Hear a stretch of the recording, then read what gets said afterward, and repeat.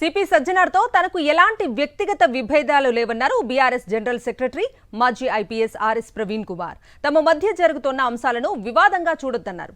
రేవంత్ దోపిడీలు కుట్రలను ఎత్తి చూపుతున్నందుకే ఫోన్ ట్యాపింగ్ అంటూ నోటీసులు పంపుతున్నారని ఆరోపించారు.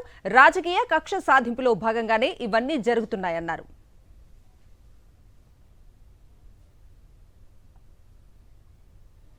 నోటీసులకు భయపడేది లేదంటున్న ఆర్ఎస్ ప్రవీణ్ కుమార్ తో మా ప్రతినిధి Dilip face to face. BRS senior నేత ఆర్ఎస్ ప్రవీణ్ కుమార్ కొన్ని వ్యాఖ్యలు చేశారు. సో సిట్కు నేతృత్వం వహిస్తున్నటువంటి సజ్జనార్ పైనే కొన్ని క్రిమినల్ కేసులు ఉన్నాయంటూ కూడా కొన్ని ఆరోపణలు చేశారు. ఈ నేపథ్యంలోనే ఇటు ఎలాంటి ఆధారాలు ఉన్నాయో చూపాలంటూ కూడా అటు సజ్జనార్ ఇటు ఆర్ఎస్ ప్రవీణ్ కుమార్కు నోటీసులు జారీ చేసిన పరిస్థితి కనిపిస్తుంది. సో దీనిపైన మనతో పాటు మాట్లాడడానికి ఆర్ఎస్ ప్రవీణ్ కుమార్ వారితో మాట్లాడే ప్రయత్నం చేద్దాం. వాళ్ళ లోపల కూడా బాధ ఉన్నది, కానీ ముఖ్యమంత్రి రేవంత్ రెడ్డి గారు వాళ్ళ భుజం మీద పెట్టి తుపాకీ పెట్టి బీఆర్ఎస్ పార్టీ మీద ఫైర్ చేస్తున్నారు. ఆయన ఎట్లా చేసి బీఆర్ఎస్ పార్టీని ముప్పతిప్పలు పెట్టుతున్నాడు. మేము ఈ క్రమంలో మేమేం చెప్తున్నాము, ఈ క్రమంలో సజ్జనార్ గారు లేకపోతే ఇంకా ఎంతోమంది ఆఫీసర్లు, మంచి ఆఫీసర్లు, రెప్యుటేషన్ ఉన్న ఆఫీసర్లు వాళ్ళు బలిపశులు అవుతున్నారు, పావులు అవుతున్నారు అన్న బాధ తప్ప ఇంకోటి అంతే లేదండి. అంతమించి వారికి వ్యక్తిగతంగా నేను ఆయన రెప్యుటేషన్ ఖరాబ్ చేసే పని నేను చేయను, అట్లాంటి మాటలు మాట్లాడను, నాకు ఆ సంస్కృతి లేదు.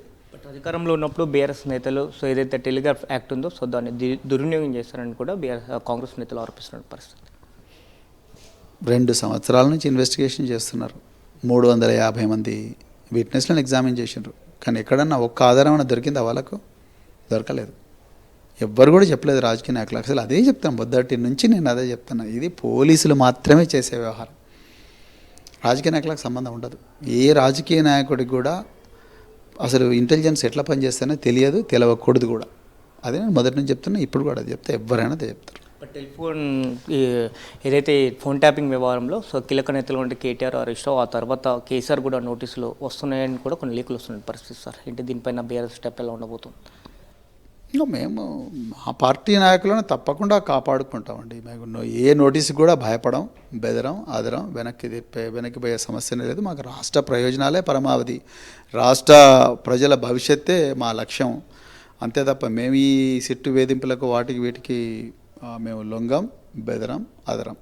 సో తప్పకుండా అన్నీ ఎదుర్కొంటాం. వాళ్ళు ఏం చేసుకున్నా మేము ఏమాత్రం కూడా భయపడే సమస్యనే లేదు. వాస్తవాలు ప్రజల ముందర పెడతాం, అంతే. వాళ్ళు వేధించాలని చూస్తున్నారు, ఆ వేధింపులను అడ్డుకునే పోరాటం తప్పనిసరిగా చేస్తాం. మా ఎట్టి పరిస్థితుల్లో కూడా అలాంటివి వేధింపుల వెనకాల ఎవరున్నారంటారు? వేధింపుల వెనకాల తెలంగాణ ముఖ్యమంత్రి గారే ఉన్నారు, ఇంకెవరు ఉంటారు? తెలంగాణ ముఖ్యమంత్రి, ఆయనకు బీజేపీ సపోర్ట్ చేస్తుంది కేంద్రంలో. 100% కాంగ్రెస్ బీజేపీలో ఆడుతున్న అద్భుతమైన నాటకమే ఈ ట్యాపింగ్ వ్యవహారం, అంతే. అసలు సమస్యలు ఎన్నో ఉన్నాయి రాష్ట్రంలో, అవన్నీ పక్కకు పెట్టి ట్యాపింగ్ చుట్టూ, కాళేశ్వరం కమిషన్ చుట్టూ, ఎలక్ట్రిసిటీ కమిషన్ చుట్టూ, లేకపోతే ఇంకో దాని చుట్టూ, లేకపోతే మీడియా లీకులు, లేకపోతే సోషల్ మీడియా లీకులు, వీటి చుట్టే తిప్పడం. దాని అర్థమైంది, ప్రజల సమస్యల మీద మీరు పోరాటం చేయకండి. ఇలా కోల్ బ్లాక్లో దోపిడీ జరిగింది, కోల్ బ్లాక్లో దోపిడీ జరిగింది. కాంగ్రెస్ మంత్రులు 3-4 కలిసి దాన్ని కోల్ బ్లాక్ అంతా దోపిడీ చేయాలని చూసిండ్రు. దాన్ని ఈరోజు బీఆర్ఎస్ పార్టీ బయట పెడతా ఉన్నది. ఈ యొక్క ఫోన్ ట్యాపింగ్లో నోటీసులు ఇస్తున్నారని చెప్తా ఉన్నారు. ఎలాంటి నోటీసులకైనా విచారణకు మేము కట్టుబడి ఉన్నాము, ఖచ్చితంగా విచారణకు హాజరవుతాము అనేటువంటిది అయితే ఆర్ఎస్ ప్రవీణ్ కుమార్ గారు వ్యక్తం చేస్తున్న పరిస్థితి కనిపిస్తుంది. వీడియో ఇంగ్లీష్ వినోతో కరెస్పాండెంట్ దిలీప్, సాక్షి న్యూస్, హైదరాబాద్.